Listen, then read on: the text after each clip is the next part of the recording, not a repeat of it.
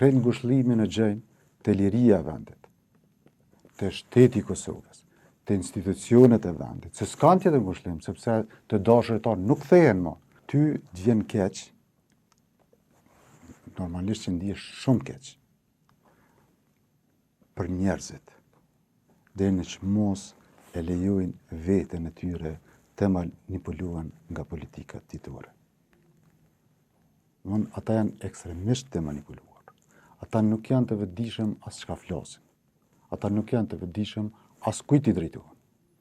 E kam vërtetuar këtë në shumë raste gjatë paraqitjeve të mia dhe që jam munduar të jap kritika të arsyeshme, të cilat mendoj që janë të shëndosha dhe na shërbejnë si vend, si institucione, dhe ti kur vërshohesh nga asnjë lloj komentesh, nuk lodhem unë personalisht për atë, as nuk shqetësohem fare, sepse kam kaluar sfidat të cilat këto janë qesharake.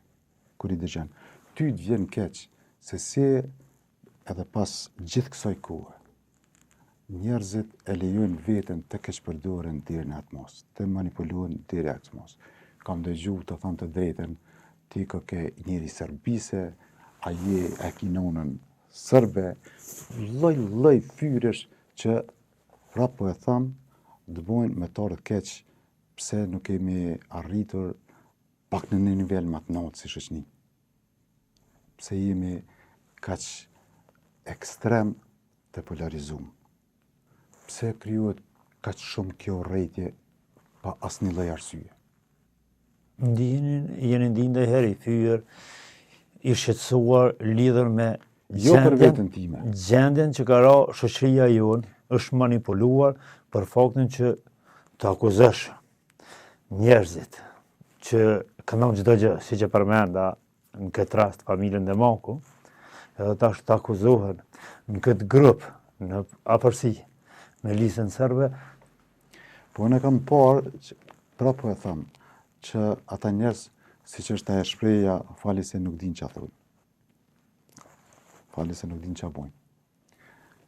Unë më vjen keq pse ne nuk po ecim përpara si shoqëri. Pse po keqpërdoren atë shumë.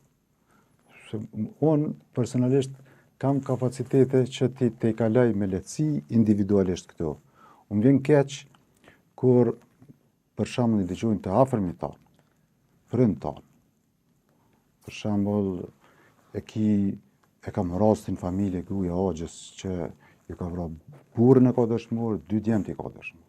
Kur i dëgjon këto, mu më dhimbsen kjo kategori njerëzve.